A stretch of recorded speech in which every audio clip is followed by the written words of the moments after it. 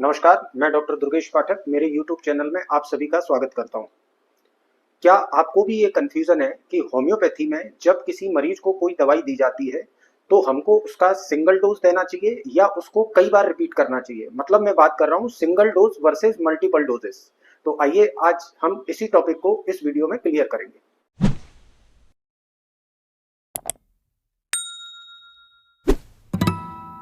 Single dose versus multiple doses मतलब हमको single dose देना चाहिए पेशेंट को या कई बार मेडिसिन रिपीट करना चाहिए? तो इसका जवाब आपको ऑर्गेनन ऑफ मेडिसिन में ही मिलेगा। अगर आप ऑर्गेनन ऑफ मेडिसिन के फर्स्ट एडिशन को पढ़ते हैं तो उसमें आप क्या देखते हैं कि डॉक्टर हेनीमन ने ये एडवाइस किया कि आप जब किसी पेशेंट को एक बार कोई डोज दे देते हैं तो उसके रिएक्शन को वॉच करिए और जब तक पेशेंट को लाभ मिलता रहे, जब तक पेशेंट में चेंजेस आते रहे, तब तक आपको सेकंड डोज रिपीट नहीं करना है। ये लिखने के साथ साथ डॉक्टर हेनीमन ने इसी बेस पर अपनी प्रैक्टिस की और उन्होंने ये अपनी प्रैक्टिस में पाया कि जो मेडिसिन का डोज है वो एक्यूट और क्रोनिक केसेस में उनको 4 या 5 घंटे के अंदर किसी पेशेंट में दवाई का डोज रिपीट करना पड़ता है, किसी पेशेंट में एक डोज डेली देने से काम चल जाता है, किसी पेशेंट को 3 बार भी दिन में देना पड़ता है, 4 बार भी पेशेंट को दवाई देनी पड़ती है। इसलिए डॉक्टर हेनीमन ने 5th और 6th एडिशन में आकर ये चेंज कर दिया, ऑर्गेनन में ये एडिट कर दिया कि एक्यूट केस में चूंकि डिजीज का फोर्स बहुत ज्यादा होता है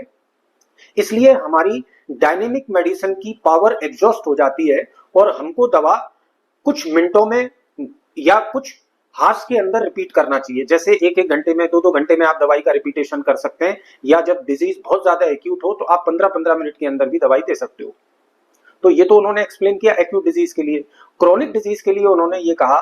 कि चूंकि लंबे वक्त से हमारे अंदर जो बीमारी बनी हुई है उसने हमारी वाइटल फोर्स को स्लगिश कर दिया है, हमारे मतलब पेशेंट के वाइटल फोर्स को स्लगिश कर दिया है, इसलिए आप जब पेशेंट को दवाई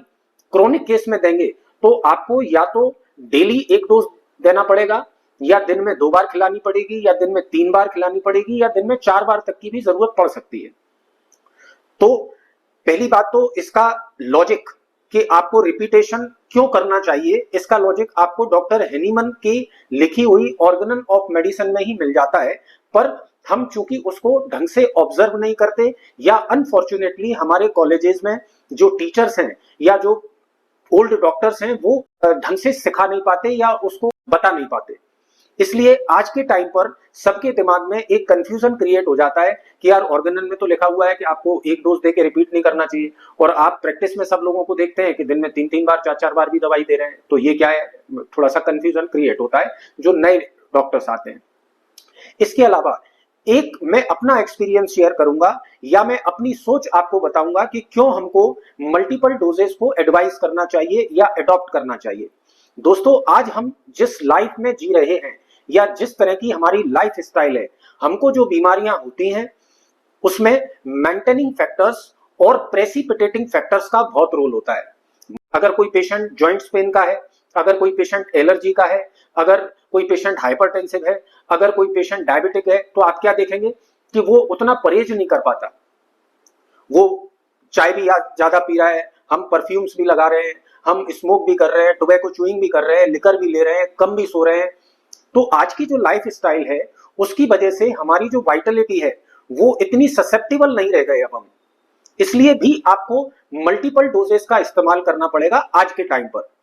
इसलिए आप देखिए पुराने जो होम्योपैथ्स थे वो बहुत परहेज बताते थे कि आपका मुंह बिल्कुल साफ हो, आपको लहसुन नहीं खाना, आपको प्याज नहीं खाना, आपको बिल्कुल भी कोई स्ट्रॉन्ग स्मेल नहीं लगाना होम्योपैथिक ट्रीटमेंट के दौरान।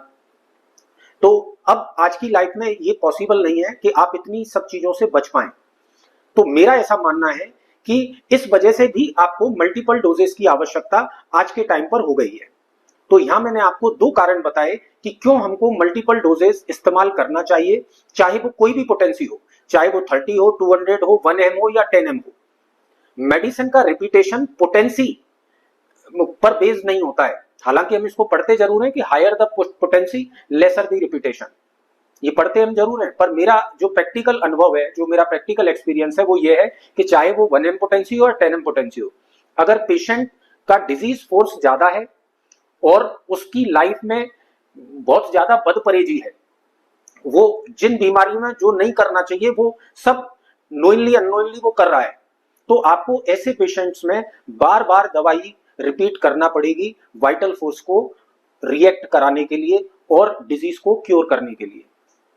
तो आशा करता हूं आपको मेरा ये वीडियो समझ में आया होगा। अगर आपका कोई भी क्वेश्चन है तो आप मुझे कमेंट बॉक्स में लिख के दे सकते हैं, मैं उसका जवाब दूंगा।